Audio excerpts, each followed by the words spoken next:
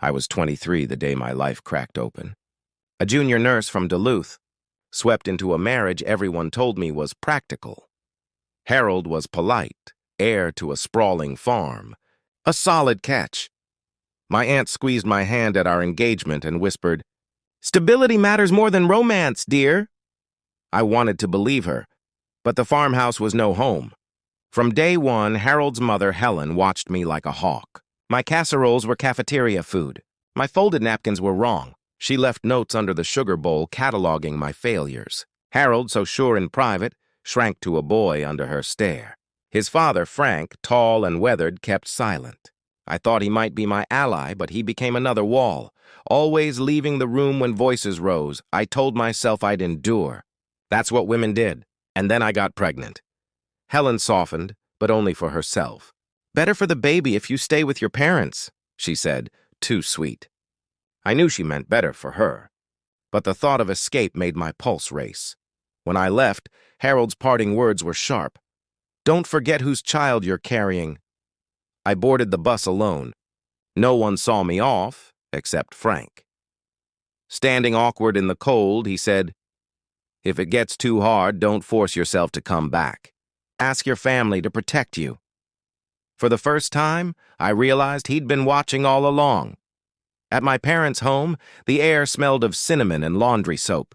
My father built a cradle. My mother sang lullabies.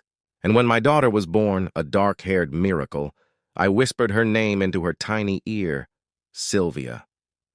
My Sylvia, Harold's call days later, was flat. "Glad it's done. We've chosen the name. I'll file the paperwork." He never asked about me, or her. Weeks later, I returned to the farm because of Frank's words, because part of me still clung to hope. What I walked into was betrayal. Helen yanked Sylvia from my arms. Harold's arms were crossed. "We're getting divorced," he said smugly. "The house is sold. Pack your things. The baby stays." My knees buckled. "You can't," Helen hissed. "Don't make a scene." "It's settled," I begged. I sobbed, my arms burning with emptiness.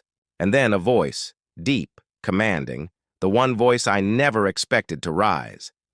"Give her the child, now." It was Frank. For once, he didn't leave the room. He filled it. His voice was thunder. Helen froze. Sylvia whimpered. Slowly, reluctantly, Helen placed my daughter in his arms. He turned to me, eyes steady. "Hold her. Tight." I held Sylvia against my chest, her warmth searing through the fear. Frank faced his wife and son, no longer a bystander. "You think I didn't hear your plans?"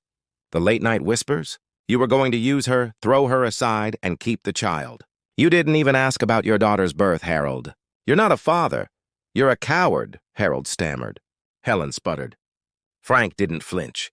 "This is my house, and you're both leaving." He handed me papers. Harold's signature was already there. "Divorce is your choice, but either way, this marriage ends tonight." By morning, Harold and Helen were gone. For the first time, the house was silent in a way that protected me. In the weeks that followed, Frank surprised me again. He offered me land to build my own house near the birch trees by the lake. "You're not part of this family anymore," he said softly. "But Sylvia is. Let me be her grandfather." I said yes, and together we built a home. I called it Willow House, a shelter for mothers like me, abandoned, afraid, starting over. It grew from one room to a campus. Daycare, pharmacy, legal clinic, a library, a place where no woman had to beg the way I had. Frank never missed a Sunday dinner.